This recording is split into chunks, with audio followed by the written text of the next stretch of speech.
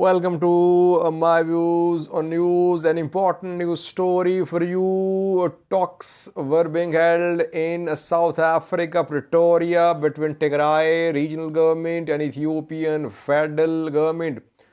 For around 10 days, the talks have been going on, and talks have ended now in South Africa. Olusegun Obasanjo, who is High Representative of African Union chairperson, is going to brief the media in coming hours at 3 p.m. local time, Pretoria time. In South Africa, Obasanjo will brief the media about what happened at the talks.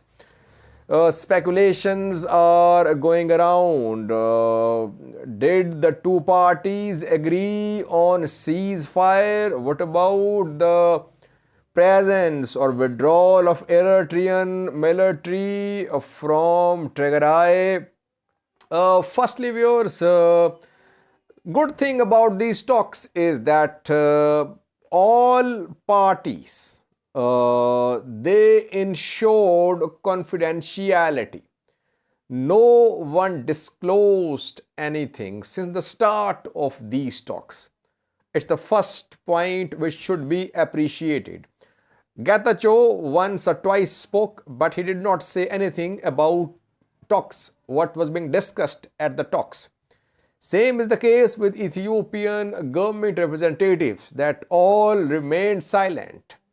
And US diplomats, Mike Hammer was there, Obasanjo too, Uhuru Kenyatta, a former president of Kenya, Humzile Mlaba, former deputy president of South Africa.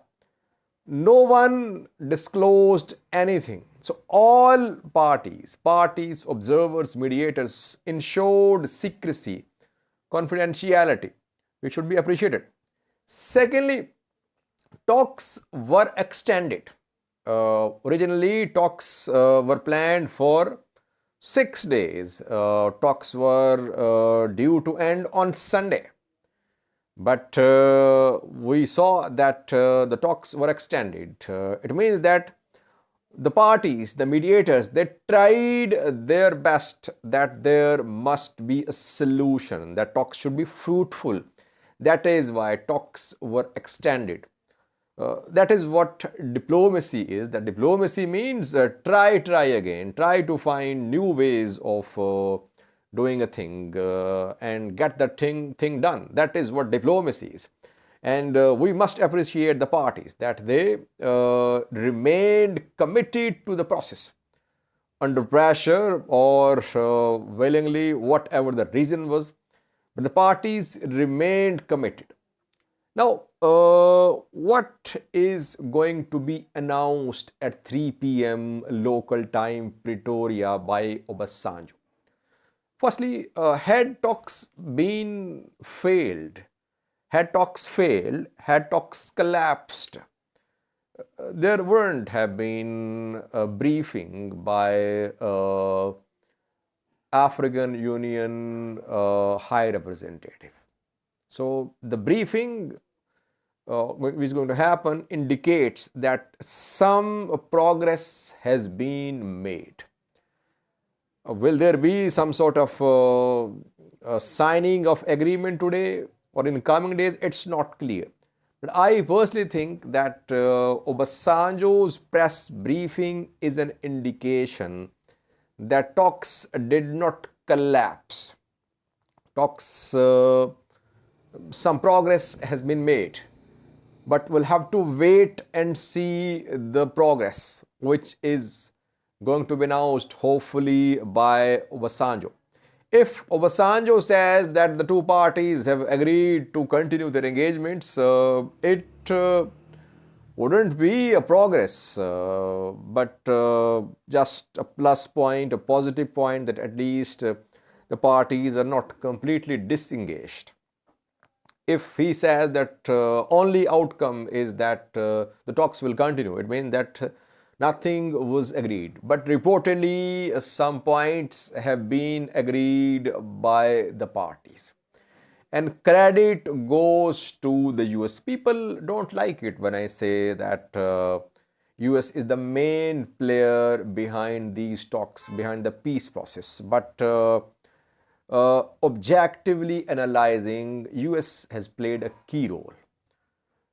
Yes, you can argue about the intention, US intention.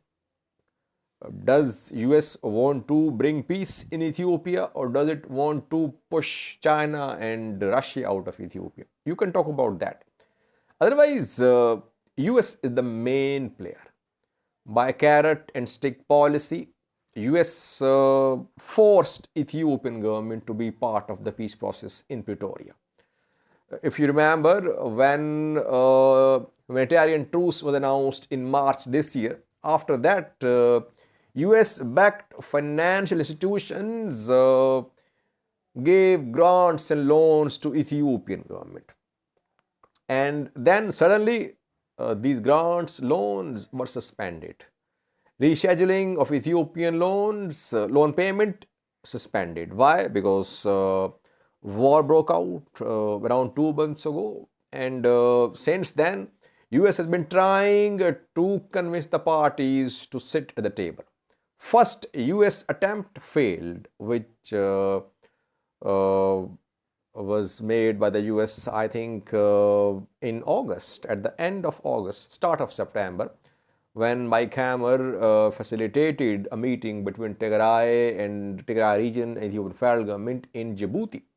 Back then as well, US was the main player, but that effort did not succeed. Mike Hammer went back to the US, and then UN General Assembly session was held in New York. There some diplomacy was done by US officials. Antony Blinken was very active behind the scenes. He talked to Kenyan President William Ruto.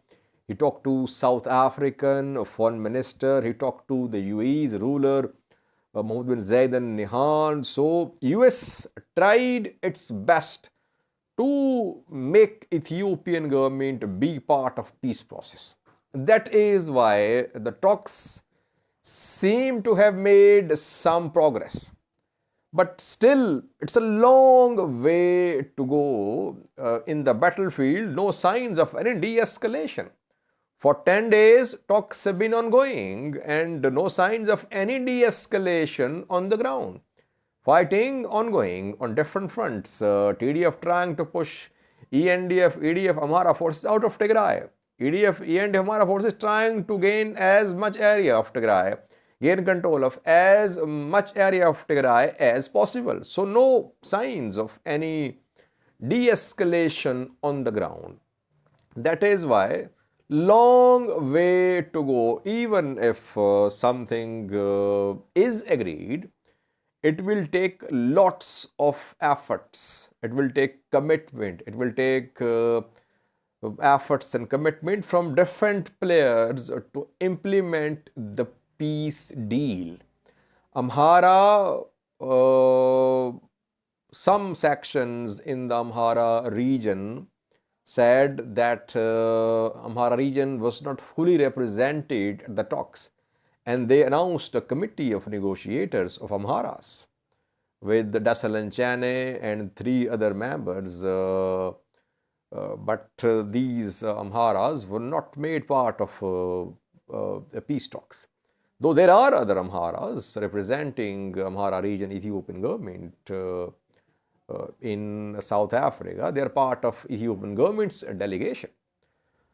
Eritrea, I don't think Eritrea is isolated, because I think Eritrean government was being represented by Ethiopian federal government. So Eritrean concerns were being discussed at the talks in South Africa. Eritrea did not directly participate because Tigray did not want Eritrea to sit at the table. Had Eritrea been there, Tigray would have boycotted. So that is why Eritrea was represented by Ethiopian federal government. Amhara groups don't have considerable influence to sabotage the peace deal. I am personally hopeful that in coming hours we could see announcement of some progress made in the talks. We'll update you once we have solid information. Then we'll analyze the information, what Obasanjo says. We'll try to analyze it. How convincing is the progress? How doable is the agreement, written or verbal? So in coming, I will try to update you about Olusegun Obasanjo's press briefing in South Africa. Thank you for watching.